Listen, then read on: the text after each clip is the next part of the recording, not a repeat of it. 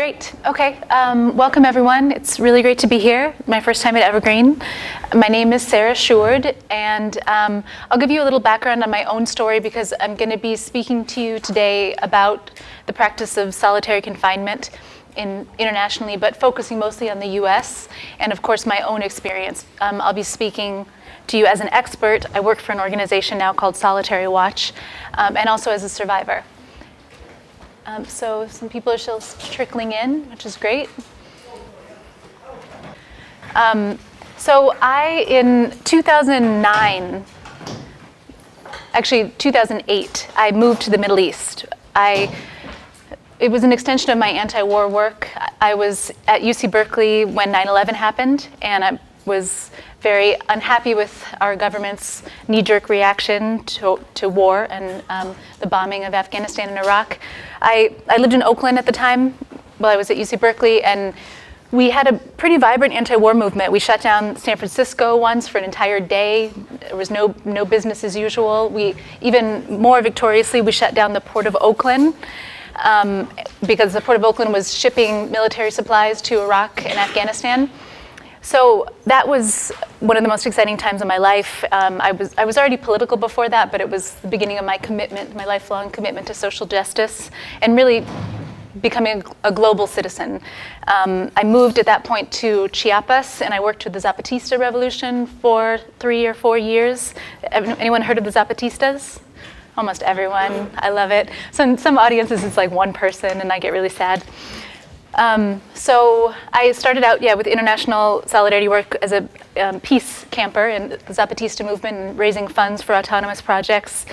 And 5 years after the war in Iraq and Afghanistan, the wars began, I found myself in Oakland teaching. I was teaching ESL. I graduated college, and I was teaching immigrants in Oakland, and I loved my life, but I felt really dissatisfied that the wars were still going on and I wasn't able to have an impact. So I met my now husband. I met Shane Bauer, and he had been working as a journalist. He was fluent in Arabic, and he'd been working in the Middle East for several years and studying Arabic since 9/11. And pretty much, 20 or 30 minutes into our budding romance, we decided to move to the Middle East together. It just seemed, I'd always wanted to go to the Middle East, and it just wasn't really accessible to me. It took us a year and a half to save up money to go, and I found a job in Damascus, Syria. Can everybody hear me okay? Yeah? I found a job in Damascus. At a time in Damascus, there were over 1 million Iraqi refugees living in Palestinian camps and various outskirts of Damascus. And it was one of the only positive legacies that the Assad regime left, was that he invited in Iraqi refugees with open arms. So I thought, as a teacher, I can have an impact there. I found a program called the Iraqi Student Project, helping young Iraqis whose colleges had been bombed and shut down and destroyed during the war get scholarships to continue their education here. So 75 of my students from Syria are now here in the US finishing up their degrees, and when they're ready, they'll be able to go back to Iraq and help rebuild their country. So that gives you a little background on me, why I moved to the Middle East. I was living there for a year, having one of the best times of my life. I lived in a diverse, amazing community. A lot of my stereotypes and prejudices about the Middle East that I couldn't help but absorb through our media had been blown out of the water. I felt incredibly safe in Syria. I had a vibrant community. If anyone harassed me in the street, once I was walking home late from work and I was being followed by this young man. There's a lot of young men with very frustrated sexuality in the Middle East, because if you don't have money for a dowry, you can't get married, and there's just no outlet or very little outlet, so that you do get harassed a lot as a foreigner. And this man was following me home, and I remembered that my Arabic teacher had told me, if you ever are in trouble, you just yell, "Oh, people." And I thought, well, there's no way I'm ever going to do that. I'm not going to just sound like Shakespeare in the middle of the street. But I was nervous, so I didn't know what to do, and I yelled in Arabic, "Ya Anas, oh people." And 10 people came out of their houses in a matter of seconds, started pushing this guy, told him, "This is our neighbor, this American is our friend, just stay away from her or else." So I'd never experienced that as a woman anywhere, except in the Middle East. And I'm very fortunate that I had such an incredible year there. I made lasting, lifelong friendships. We lived in a Palestinian camp in Damascus called Yarmouk. Even though the Assad regime lets in refugees from Palestine and Iraq, they're never allowed citizenship. Even if Palestinians were born in Syria, they're still considered refugees. So the refugee camp that I lived in was actually a beautiful, vibrant neighborhood with boutiques and restaurants and amazing parties and art galleries. So about a year into my experience living there, so I'm living with that boyfriend, Shane Bauer, and we've traveled to most of the neighboring countries. We traveled to Lebanon, we traveled to Israel, Palestine, we traveled to Yemen, and we'd always wanted to go to northern Iraq, the other Iraq. So the northern region of Iraq, Iraqi Kurdistan, is almost its own country inside of Iraq. It has its own borders, its own history, and it's actually one of the most pro-American areas in the Middle East, aside from Israel. It's George Bush made it a no-fly zone in 1991 to protect the Kurdish people from attack by Saddam Hussein. Saddam Hussein had already used chemical weapons against Kurds. So the Kurds are very pro-American and very pro-George Bush. And it's also a popular burgeoning tourist industry. 2 million people go there every year. In 2011, the New York Times called Northern Iraqi Kurdistan, named it one of the top 41 travel destinations in the world. So that's little known, but we knew it, and we'd known people who had gone there, so we decided to go for a week. And after seeing castles and it was the first democratic elections at that time in Kurdistan. They're a semi-autonomous region, so they have their own elections. There were celebrations and fireworks everywhere. And we were in the cities all the time, and it was really clogged and chaotic. And we kept seeing these posters of these beautiful green mountains and waterfalls and advertised. So we asked our hotel manager and the taxi driver and everyone we asked, they said, go to Ahmed Awa. That's everyone's favorite spot. So we took a taxi to Ahmed Awa. We arrived, it's a beautiful waterfall. It's kind of small, but in the Middle East, water is always an attraction.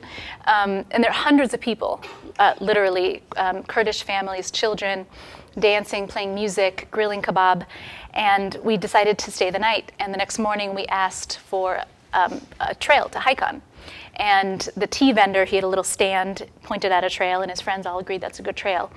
Now, if we made any mistake, I think it's that we hiked too far. It was a beautiful day. We wanted to get to the top of the ridge so we could get a view. And the ridge just seemed like we were almost there, and it was, let's just go a little farther. And we hiked 4 or 5 hours. And when we got to almost the top of the ridge, there was a soldier, and we assumed it was Peshmerga, the Kurdish soldiers that love Americans and love to tell me how much they love George Bush. So I thought, okay, we're gonna have some tea, hang out with these soldiers. I didn't hesitate to go when the soldier motioned for us to walk further down the trail. So we walked further down the trail, and then another soldier called us off the trail. And I later found out that the trail that we were on was the unmarked border between northern Iraqi Kurdistan and Iran. So the soldier ordered us into Iran, pointed to the ground, said Iran, and at that point, things got pretty scary. We were forced into a Jeep and driven into Iran. The first thing they did is stop and get me a headscarf, because the way that I was dressed, I would have been immediately arrested in Iran. It's mandatory for a woman to cover her hair. And the next 3 days, we were driven around, handed off to different groups of people, blindfolded, interrogated. They kept saying they were going to take us back to Iraq, but it was very clear that we were driving in the opposite direction. And then we arrived in the capital, Tehran. And that's when they handed us off the last time, blindfolded us, and drove us into what we later found out was Evin prison. It's a compound. It's the most notorious prison in Iran, where under the Shah, dissidents were tortured and executed. And then after the Islamic Revolution, it's the place where all political prisoners are taken. And at that time, does anyone remember what was happening in Iran in 2009? A few heads. What's that? You remember? Can you share with us? The Green Movement, yeah. So literally, millions of people took to the streets in the capitals of Iran, saying that President Ahmadinejad, who had just been declared re-elected by the supreme leader, had stolen the vote. and thousands were arrested, people were killed in the streets, and many of those political prisoners were in Evin prison where we found ourselves. So I'm going to skip ahead because the focus of this is the conditions of my imprisonment. I just wanted to give you a little background on me just to start it out. So I was in solitary confinement from the very beginning.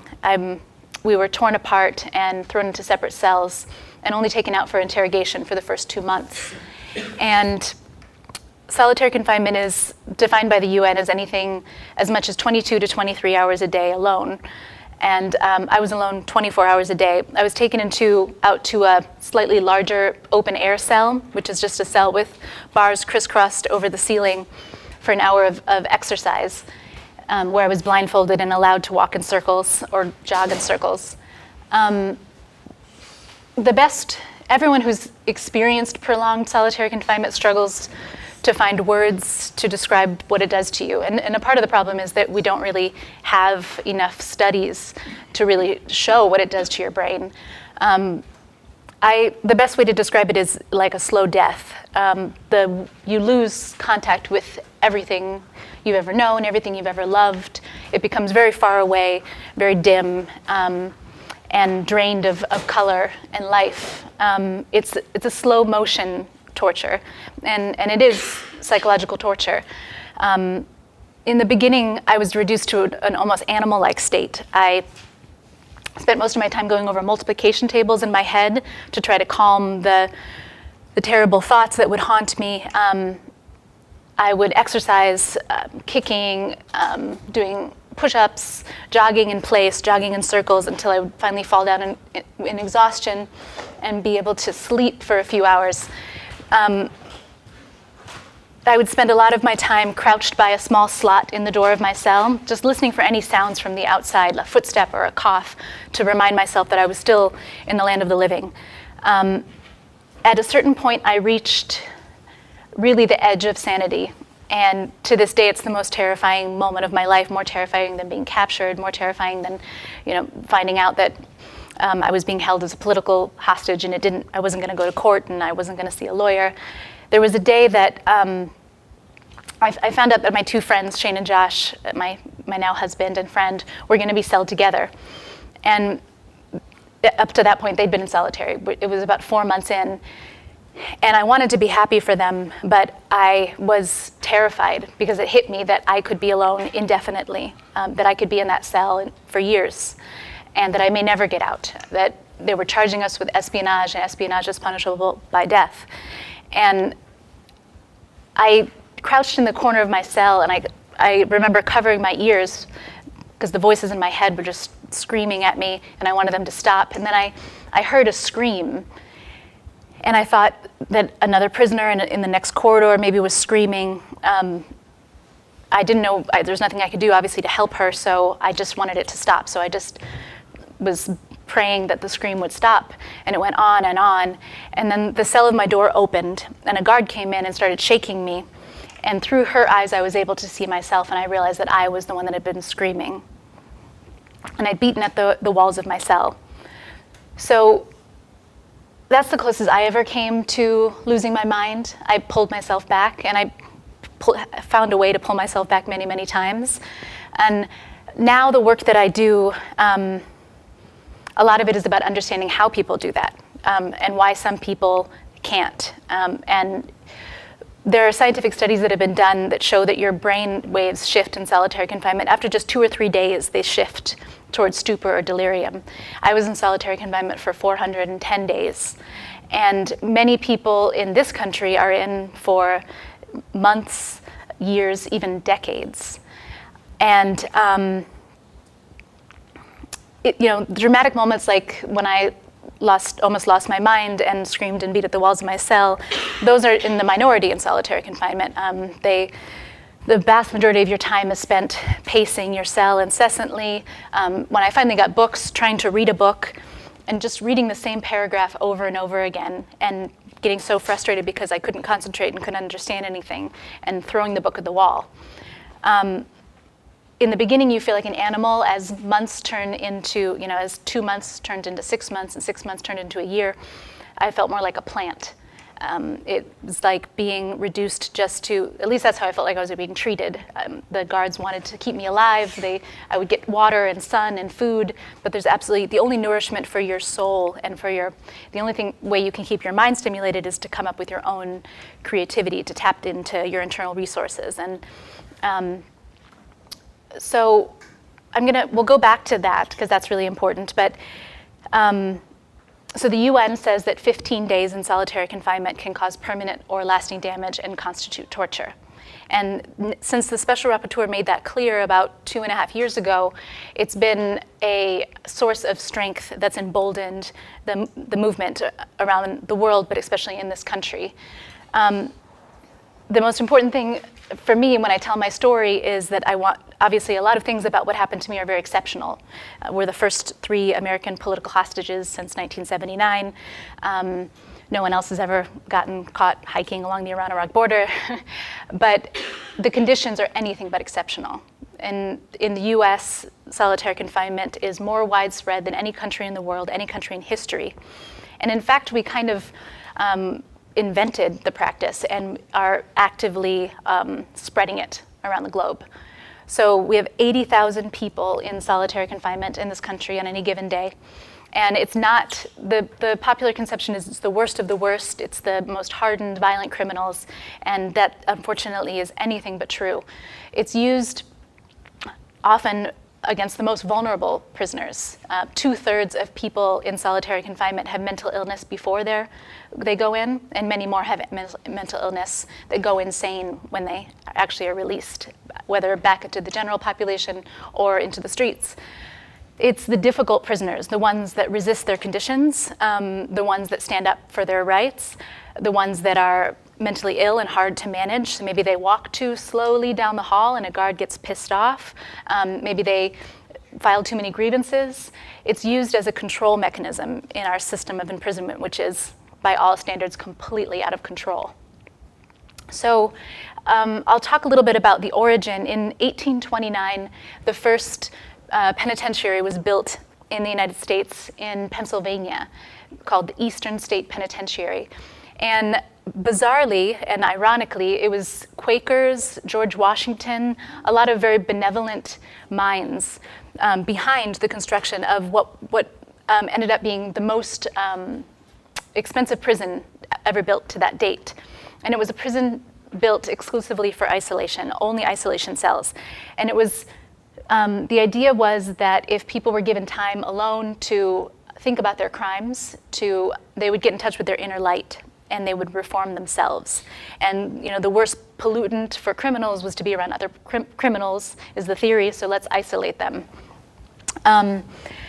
They found very, very quickly that the opposite happened. Many people committed suicide, they hurt themselves, they mutilated their own bodies, and many came out unable to cope in society. Now, they put a lot of money into this, so they were really reluctant to give it up and admit to themselves that it was a failed experiment. And so that was built in 1829. In 1904, Charles Dickens came from England to see the Eastern Penitentiary. A lot of pretty renowned people from around the world had come to see it. And this is what he had to say. Charles Dickens said, "I hold this slow and daily tampering with the mysteries of the brain to be immeasurably worse than any torture of the body, because its wounds are not upon the surface, and it extorts few cries that human ears can hear. Therefore, the more I denounce it as a secret punishment which slumbering humanity is not roused up to stay." So, immeasurably worse than any torture of the body. I, of course, cannot compare. I was never physically tortured, and I don't really think it's actually valuable to try to make these comparisons, but I will say that others that have experienced both, for one example, Senator John McCain, when he was in Vietnam, he was held as a prisoner of war, and he was brutally physically tortured.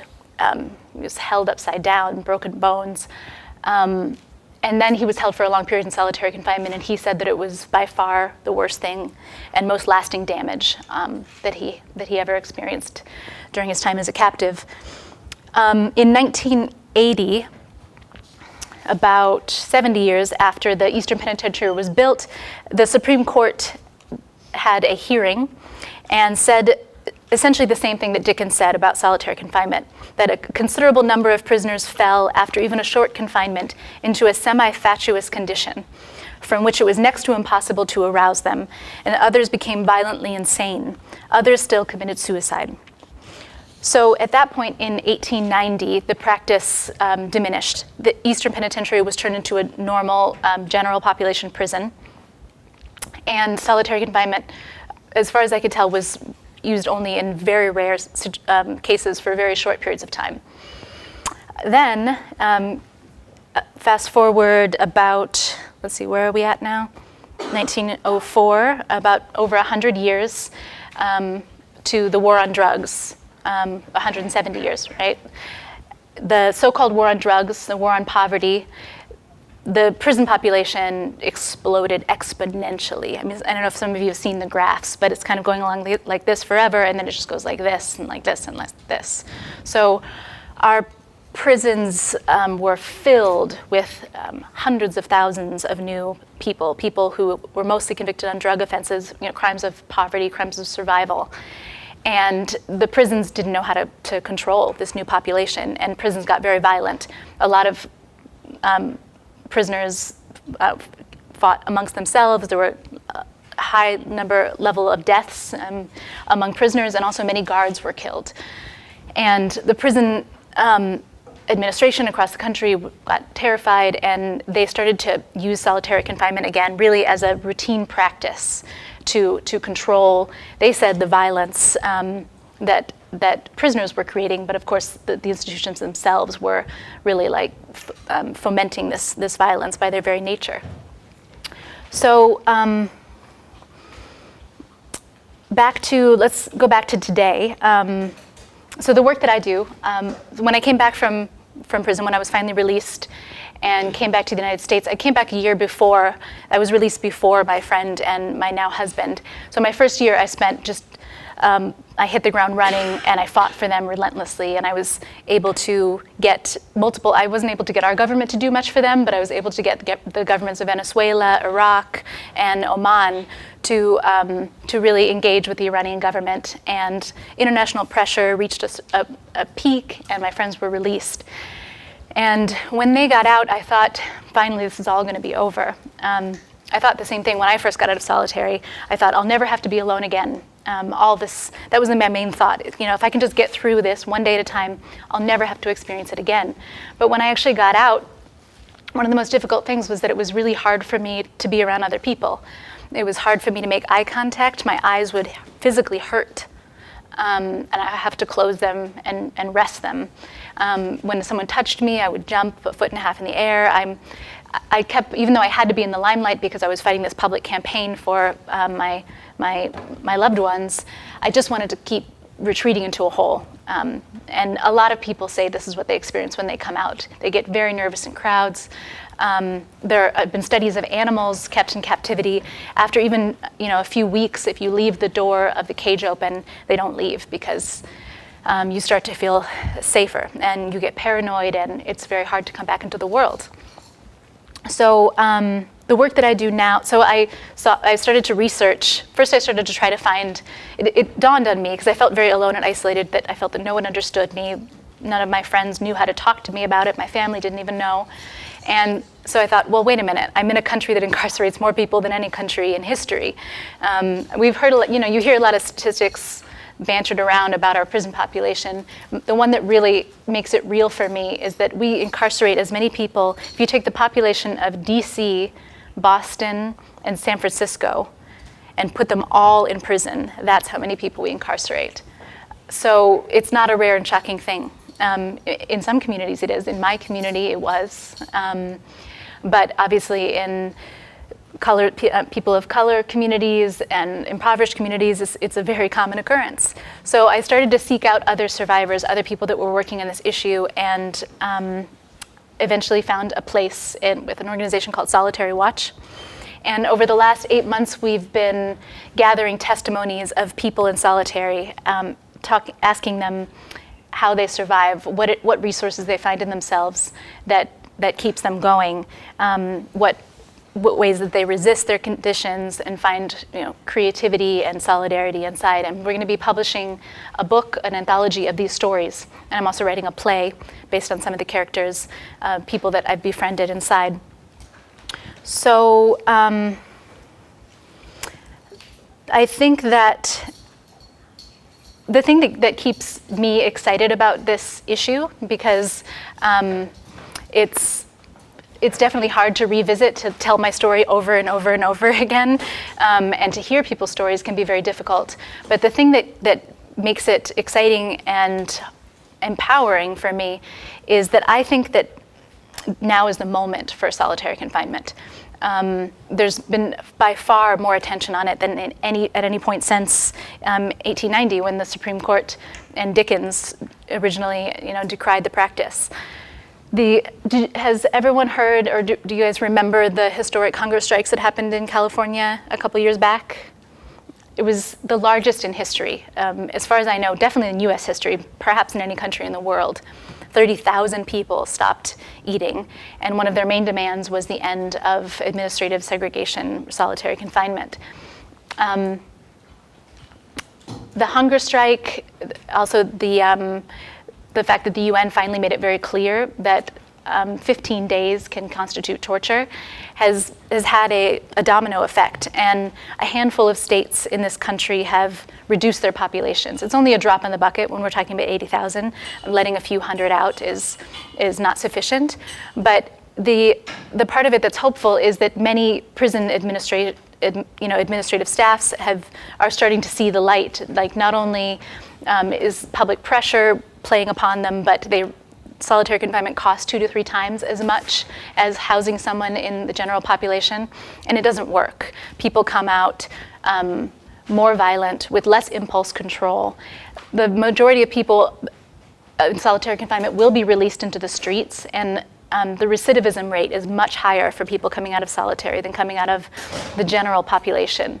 Most people that come out of solitary will be released directly into the street, no help, and they'll go back to crime, or they'll end up homeless, and obviously that doesn't serve us as a society in any way. So Washington State 2 years ago announced that it's going to try to eliminate the use of solitary confinement. They have some, I think, like a 10-year plan, something like this. I don't know the details, but I haven't yet seen the results. I'd love to hear from any of you that know specifics.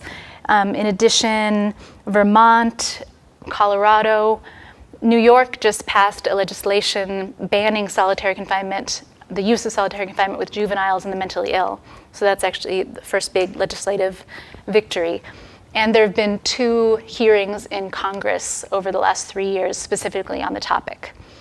So solitary confinement, I think, is a strategic way of addressing the whole problem of mass incarceration, and I'm going to say why. It's a microcosm for prison. Prison is designed to punish our prison system. Any pretense of rehabilitation is pretty unfounded and laughable. It's designed to cut people off, cut all of their ties to society, and cut all of their ties to any resources that could possibly rehabilitate them. A friend of mine who did a lot of time, he says that rehabilitation is a joke on more than one level. On one, basically, so many people that are in prison were never habilitated in the first place. That's why they turned to crime. They were never given the skills that they needed to constructively participate in society. That's why they ended up in prison. So how can you rehabilitate someone who hasn't been habilitated? Solitary confinement cuts people off not only from any external resources, but it destroys their internal resources to improve themselves. And Terry Coopers is one of the most amazing psychiatrists. He lives in the Oakland area, and he's a colleague of mine.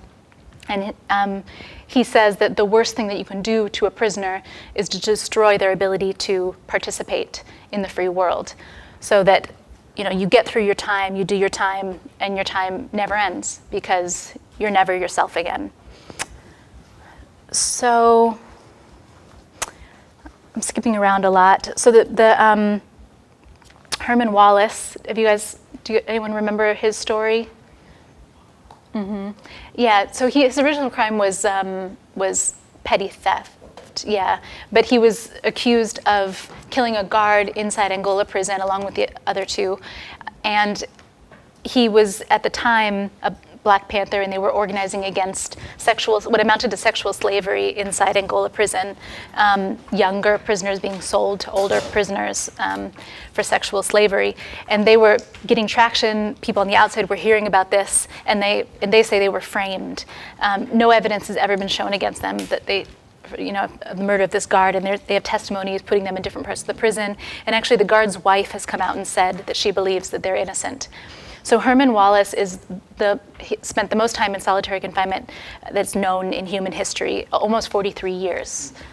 And an amazing judge, he was dying of cancer, and an absolutely valiant judge took a stand and said that, put evidence forth that his original conviction was invalid because the jury didn't have any women on it. And after 43 years, he was released, and he died a week later, a free man. So also Herman Wallace is another big catalyst in the movement. People supported him all along, and eventually it was a victory too late, but it was still a victory that he always said, "I will die free," and he died free. I want to tell you guys a little bit about. I'm going to go back to. Let's see about time. I want to go back to my story a little bit and connect it to some of the stories that I've been collecting. So. One of the most incredible things that you find out being in that kind of isolation is just how important human contact is. And you try to be your own best friend. That's the goal. But you easily become your worst enemy, because you can't have a conversation with yourself if you try. In the beginning, for me, it was like the reruns. I relived every memory of my life, and I watched it in my mind play over and over again. And it's kind of like a cruel gift, your memories, even though there's something that you cherish about yourself. You torture yourself with them because they're unobtainable. There's something that you don't know if or when you'll ever get back. Your thoughts become cyclical. And as much as you think, oh, I have all of these thoughts, I should be able to entertain myself, for years just with 20, or 30 odd years on the planet. The thoughts that dominate are often the thoughts that are the most self-destructive and the most unkind. And in the beginning of my imprisonment, I didn't know that the women around, so I was in a political ward. We talked about the Green Movement. I didn't know that the women around me were political prisoners. I thought that they would believe the lies that their government were telling about us, and they would hate me. And pretty soon I found out that the opposite was true. The women would call down the hallway. They would tell me that they loved me. They would sing me Michael Jackson, "You Are Not Alone." Once I was taken to the clinic because I was having a panic attack. I was having these heart palpitations, which are very common in solitary. And they had me in the corner because I wasn't allowed to interact with other prisoners. And the guards were, blocking me off. And a woman pushed past the guards and threw her arms around me and told me that she loved me and that she knew I would be free. So that kind of solidarity is everywhere in prison. Prison basically reduces you to, in a sense, your most essential self. Some people, it will be their worst selves, but for many people, it brings out the best in you.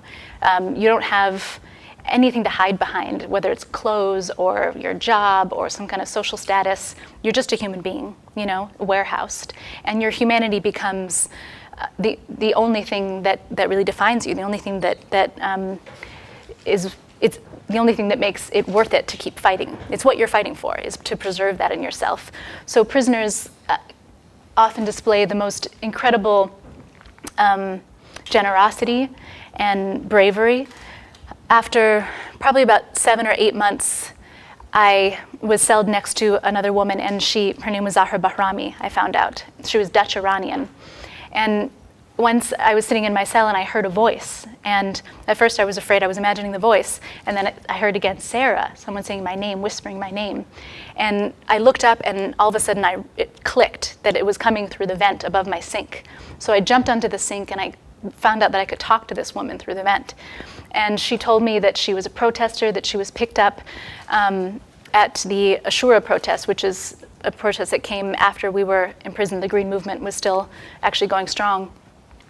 And she told me that she was physically beaten, and we started to strategize how we were going to continue to communicate. And then as we were talking, the door of my cell burst open and a guard was standing there, and she'd heard us, and Zahra was transferred.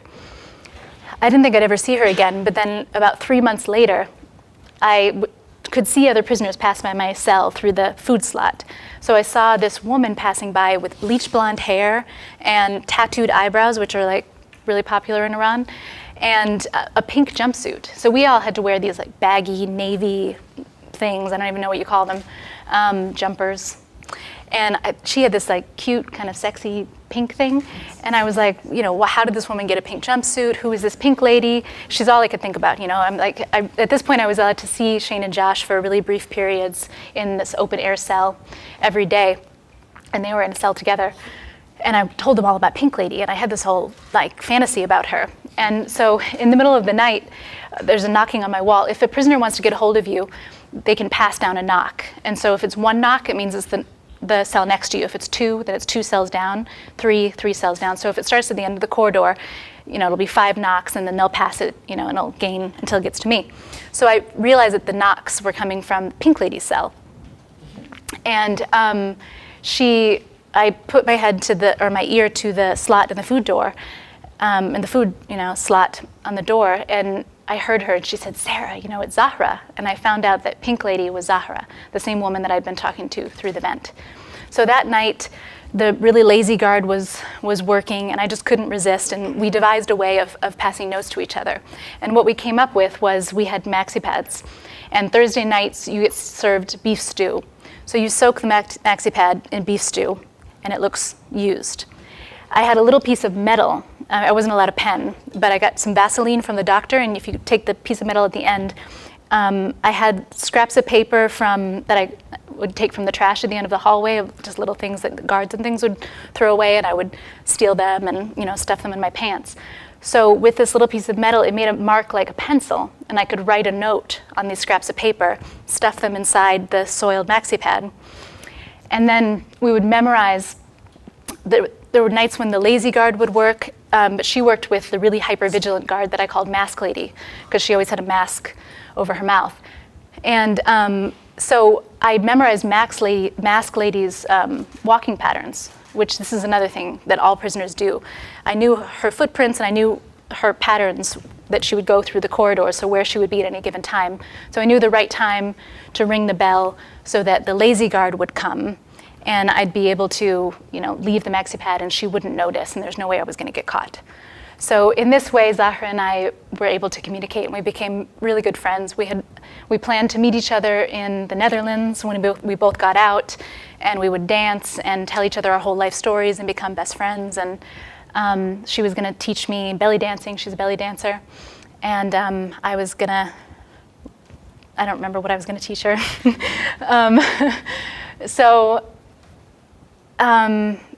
When I started to investigate prisons and get these kinds of stories from people here, it absolutely astounded me that every single prisoner will find a way to do just what Zahra and I did. There's this young man, Raul, who is at Pelican Bay State Prison. Has anyone heard of Pelican Bay?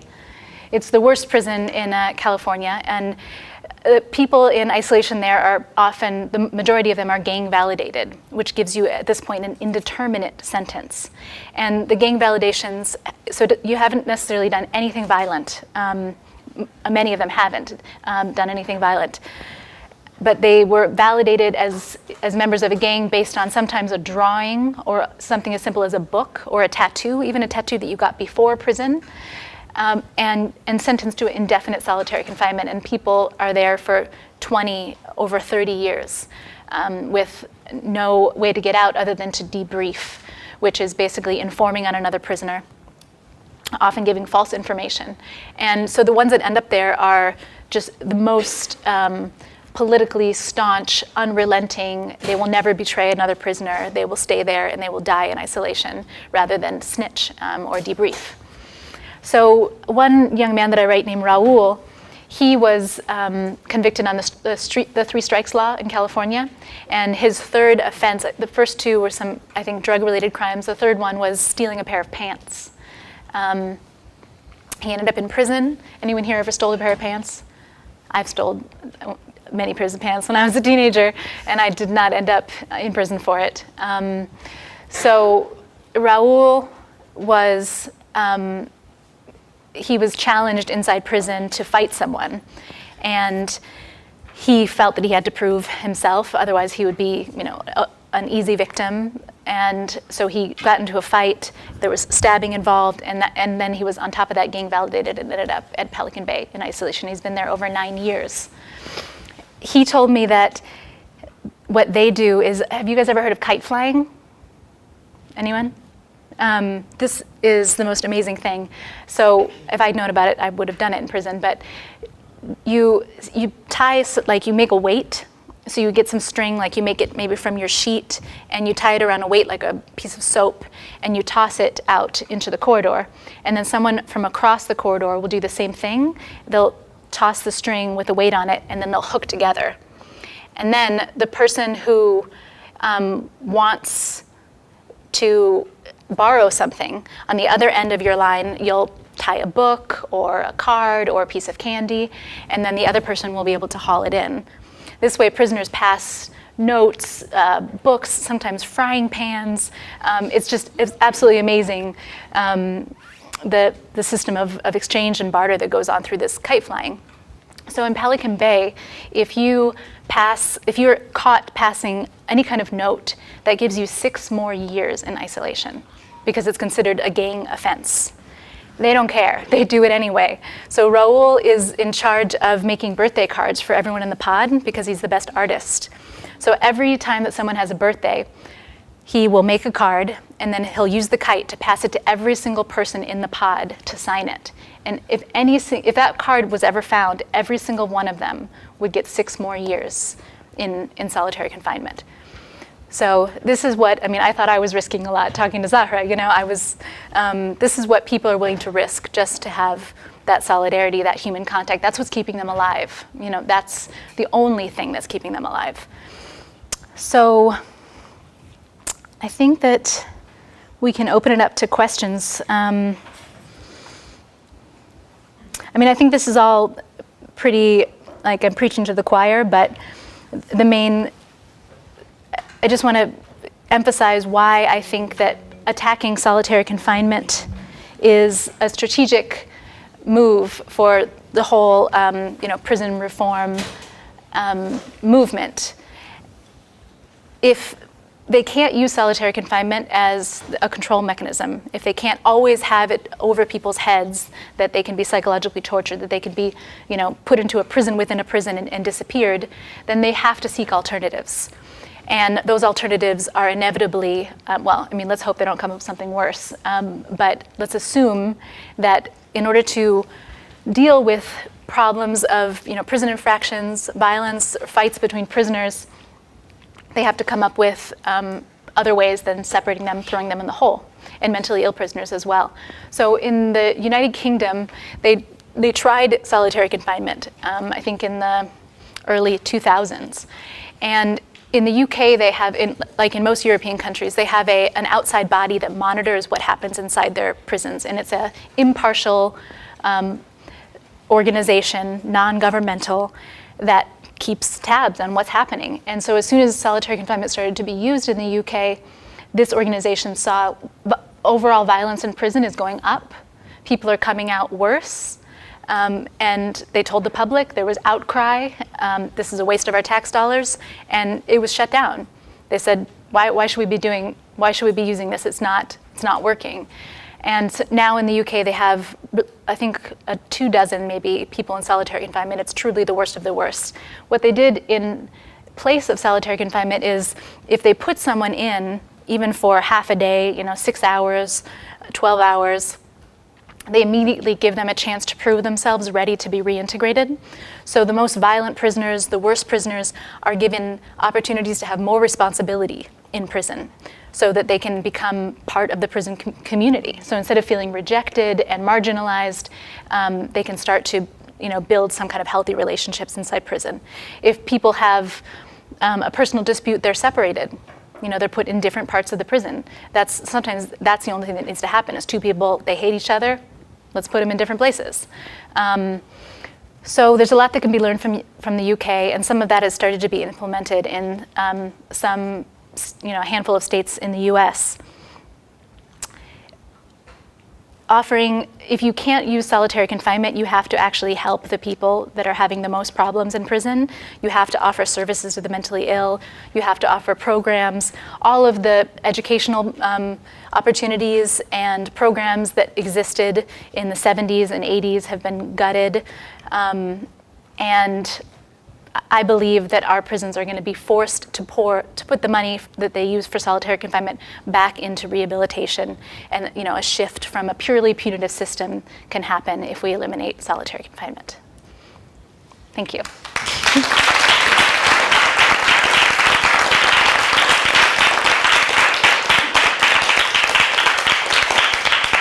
All right, awesome. So yeah, we have a whole half an hour for questions. We don't have to use it, but I'd be happy to. Back here. Yes. How was I transitioned? I wasn't. I didn't know I was being released until the day that I was released. And at first I said, hell no, I'm not leaving here without my friends. No, I refused to leave without Shane and Josh. But then I realized it hit me that I could have an impact, that I could get them out sooner. And so I accepted that as my fate. But there were no one knew, I refused any kind of help in the beginning because I was just so busy. But I was able to kind of operate like a machine for a while. I ate food, but I didn't taste it. I went through the motions and didn't feel anything. But once Shane and Josh got out and I actually had to slow down, everything, the only thing harder than getting out of prison really was getting prison out of me. Everything was buried in a box, 2 years, and it came out, roaring. I had bouts of intense depression, violence. I kicked a piece of furniture in my house into shards, and it took a lot of time just for my nervous system to get back to normal because you're in fight and flight mode all the time. And it takes time, it takes exercise, it takes being in nature, whatever works for you. But I had, excellent support and, yeah. Great question. Yep, back here. Saying things about my experience there with just in relationships in general. Yeah, you can easily walk around, in a prison, your own prison cell for the rest of your life. And I think I'm not in a position to give advice or put myself in the shoes of the vast majority of people, because when they get out, there's always the threat that they're going to go back. If you're in this country, there's always a threat. It's really unlikely that I'm ever going to go back to prison. So I think that's a whole nother level of I think it's a big reason why I've been able to come out, relatively okay, and in some ways strengthened and emboldened by my experience. When you see your own strength, it's pretty astounding, and I think that is, I think, the thing that helps a lot of people, if they can actually take charge of their story and see themselves as survivors versus victims, and move forward in a positive way and find a way to use their own suffering to help others. I mean, that's one way to make sense of it, and that's how a lot of people do it. But the most important thing for me with fighting post-traumatic stress was body work, because my nervous system had to go back to normal. And my breathing was really labored. I mean, my breath was fast and furious. I couldn't sit still. I always had to be on the move. And the only way to slow down for me was body work, exercise, yoga, stretching. And somatic therapy is also a really good kind of therapy that deals with how you store trauma in your body and recognizing and finding ways to release it. Yes, sir. You mentioned that our government didn't get too involved in trying to help get you all released. And I wonder if you think that was connected to your political background and your history of activism. You know, it's all theoretical to a degree. I don't actually believe that. I believe that our government was very much committed to having a hostile relationship with the Iranian government at that point. It wasn't politically viable to shift that relationship. And what the Iranian government wanted was some kind of positive gesture, something really simple. At one point, I had a direct message from the Iranian government that a letter from President Obama, and I met with President Obama and asked him to do this, a letter to President Ahmadinejad saying, oh, I hope things improve between our countries. You know, I hope someday there'll be world peace. Just an innocuous letter would have gotten Shane and Josh out, but that was a non-starter. And I don't believe that was personal against us. I think it was because our government didn't think it was politically viable to in any way do anything positive, or, you know, move towards a relationship not based on hostility and animosity. That's changed now. I mean, the historic nuclear deal that happened last fall is still provisional. It could easily go backwards, and we, definitely need to keep the pressure on our government and let them know that. I think once it became clear that we wouldn't allow an attack on Syria, we wouldn't. The U.S. came out on both sides against attacking Assad, which is a whole other topic. But obviously, I don't think there's any way that our government can get away with attacking Iran. So they had to use diplomacy. They were forced to find a compromise. But at the time of our imprisonment, they weren't ready to do that. Sorry. If it's related to I don't really want to go too deep into. I want to stay focused on the solitary confinement, if you don't mind. All right. Thank you. Did you have a question, or someone over here? Oh, right on. Hey. So in our country, in the prison administrators who are using this solitary confinement, it seems like one of two things. They don't really know what they're doing and what a terrible impact this is having on these people, or they know perfectly well and they're doing it and they're monsters. Is there any way? Okay, so are they monsters, or is it, do they not realize the impact that they're having? Yeah. I think if you're talking about the people the administrators making the decisions. About who goes and how long they stay and all that. It varies a lot, state to state. In California, the system I was describing, it's very clearly they're using torture to force people to inform on other prisoners. It's a very intentional, it's the most clearly intentional use of solitary confinement as torture. In other states, it's just neglect. People get put into solitary confinement because they're mentally ill, and they just get forgotten about. Because we don't have that external system of control like the UK has. Some of the states that have done audits, like Vermont was forced to do an audit. After doing a simple audit, they released 80% of the people in solitary confinement. And they said, oh, whoops, they didn't need to be there. Where was that? In Vermont. Vermont, okay. Great. Yeah.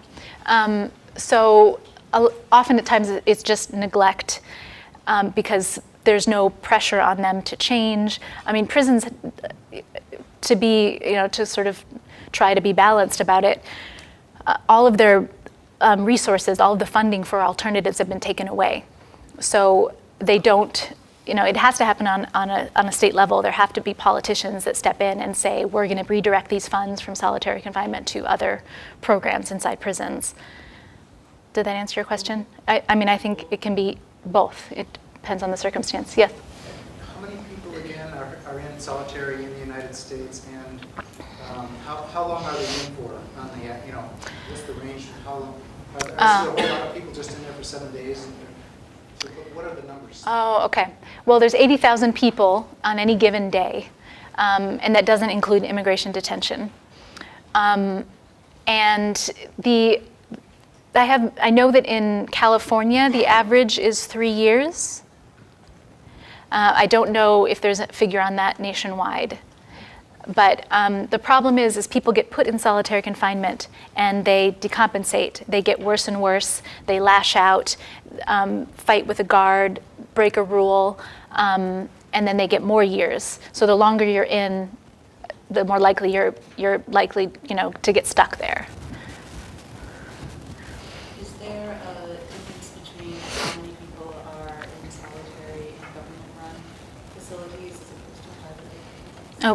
Do you mean like federal versus state, or like government versus corporately controlled private? I don't know. I don't know the answer to that question. It's a great question. I'll find out. Yes? Hi, thanks for your story, Sarah. I came in late, so I don't know if you addressed this, and I apologize, but I know you have 2 books coming out, one of your own or that's out, and the other one that you're doing that's a collection. And I remember your story as it was coming out across the media, and it could easily have been used a lot of times to just fuel this anti-Iranian sentiment that's so prevalent in the United States, and Iran is another axis of evil and all that. So I was curious how you negotiate that in your writing, your activism. I appreciate your focus on solitary, and would just like to hear more about that from your perspective. Okay. How we've like made an effort not to let our story feed into the anti-Iran negative rhetoric. I attribute a lot of that to our families. The first year of the campaign, there was no information from us whatsoever. So a lot of the misinformation around our captivity, how we were captured, why, what happened, people just had to fill in the blank, and because they didn't know, no one knew what happened.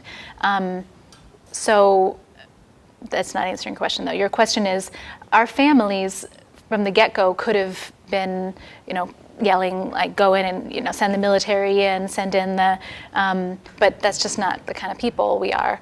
And from the beginning, the message was that, we have nothing to do with the animosity between these governments. It's not serving people on either side. The Iranian people have suffered the longest. There's literally hundreds of thousands of Iranians living in the U.S., or at least tens of thousands that can't maybe ever go home again because they came here to seek political asylum. They can't see their family. So making a connection between the suffering of our families always made the connection between our suffering and the suffering, of Iranians that have been on the front lines of this senseless animosity for so long. So I credit them. And when I got out, I just followed in their footsteps. But I do believe they did that because they wanted to honor the reason that we moved to the Middle East in the first place. We weren't trying to cause any trouble. We moved to the Middle East just to learn and experience, and we fell in love with that region. So I think that our families were honoring that in the way that they approached the whole thing. And we've written a memoir. I've been touring the country for the last month, actually, doing readings, and I have postcards up here. It's called A Sliver of Light. And my next book will be oral and written testimonies of people in solitary confinement, literally what keeps them going. Suicide in solitary confinement is twice as high as the general population, so survival is not a given. But those that do survive often find an incredible belief in something bigger than themselves. They become activists. They fight. All of the hunger strikers in California, what keeps them going is that they're fighting for something much bigger than themselves. They hope that in the future less people will have to experience this, and someday this will be, another hideous story in the history books. So that's what the book with SolitaryWatch is going to be about. Yes? This is just a trivial question. I was just curious about the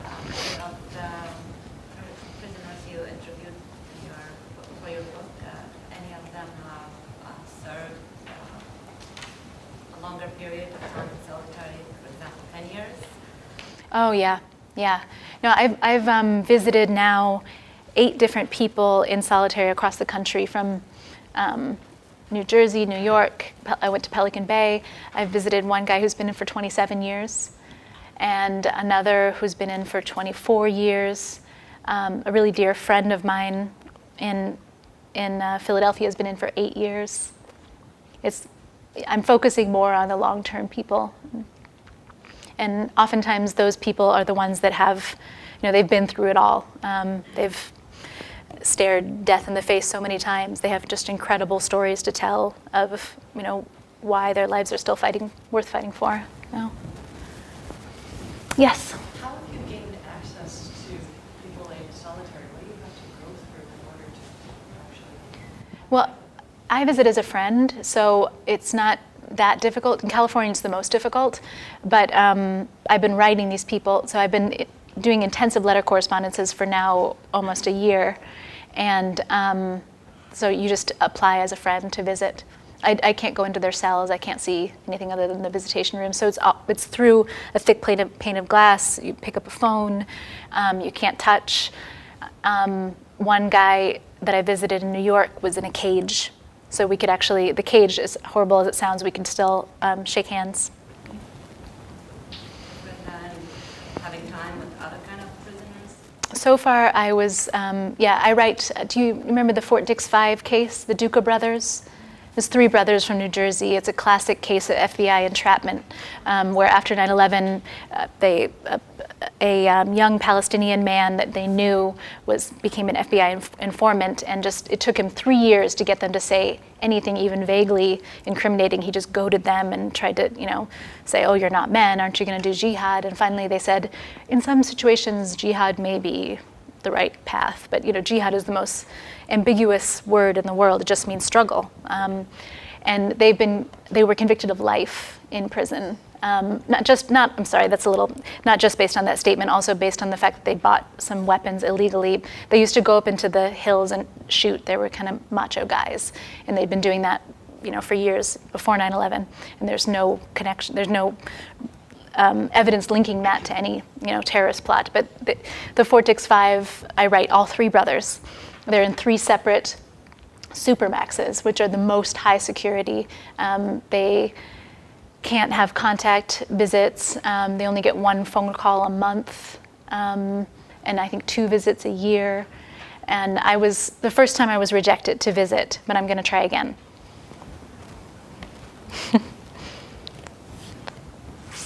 Any new? Yes. Another. Okay. I was just curious. I heard earlier at another workshop from some other people that some people get put into solitary for their own safety. I've heard a lot of queer people get put into solitary, and transgender people. And I was wondering if you could speak a little bit. Yeah, so administrative segregation is if there's been a prison infraction, and it's in most cases there's a certain definite period in solitary that you're actually convicted of inside a internal process that many say is very flawed, and you're convicted of a prison infraction. You give a period of time. But protective custody is exactly what you just said. It's if it's deemed that the prisoner is in some kind of danger, and it's often used against LGBTQ people as a way of saying that they're in danger, but they don't have a say in whether they go into protective custody. You can commit yourself to protective custody, and some people choose to do that.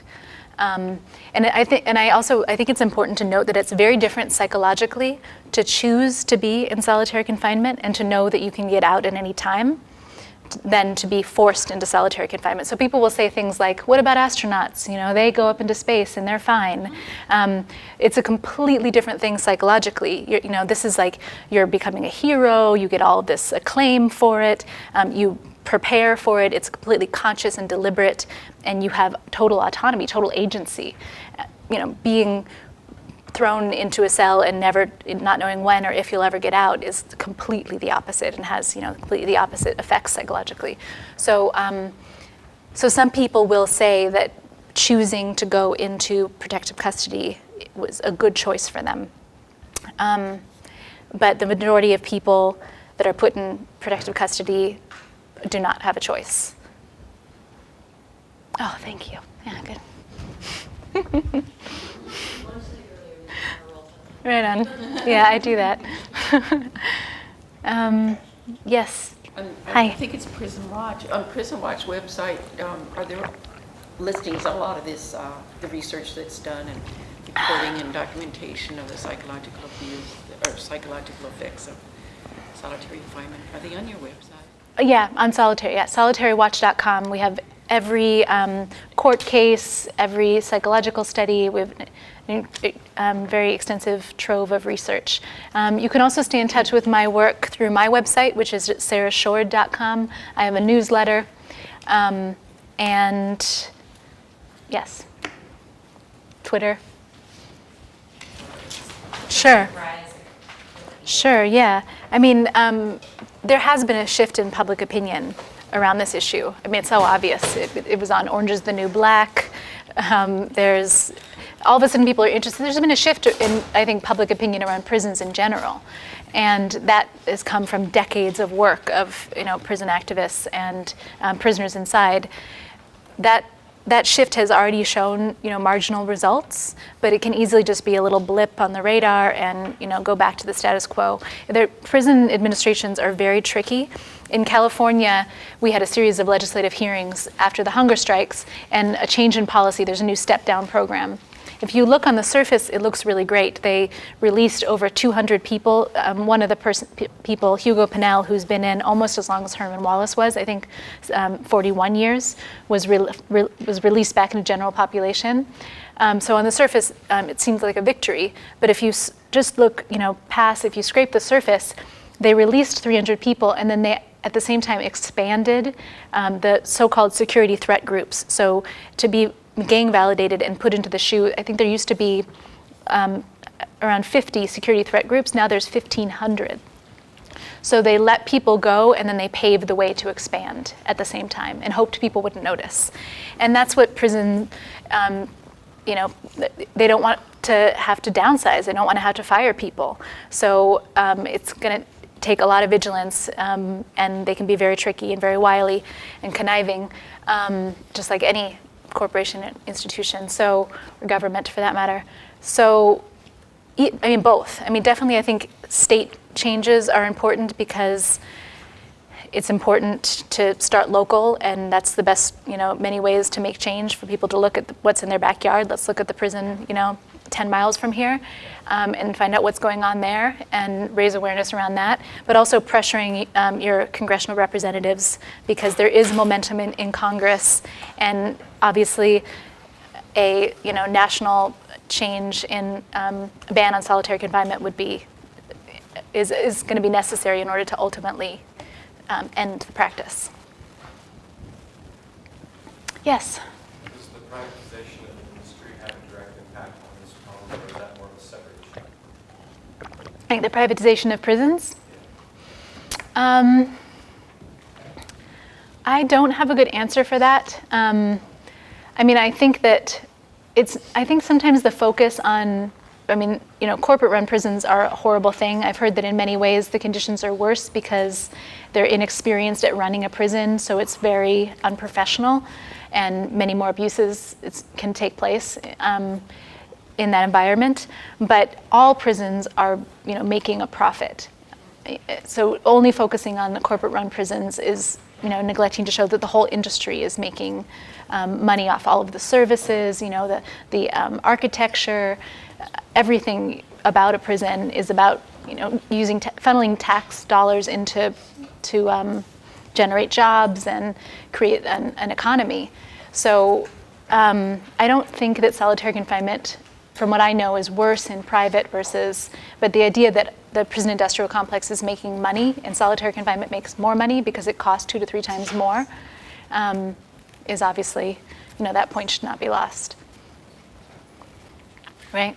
Okay, so I'll finish up. I'll end with a quote.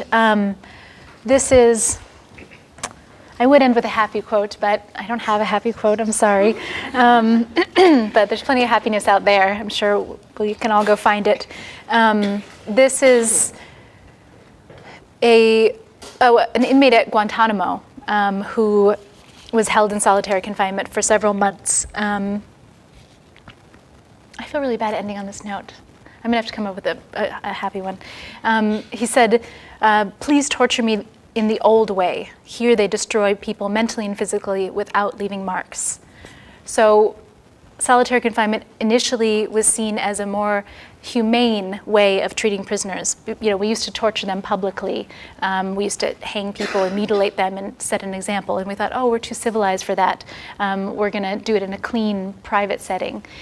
The result has been invisibilizing suffering. It's similar to using drones in warfare as opposed to hand-to-hand combat.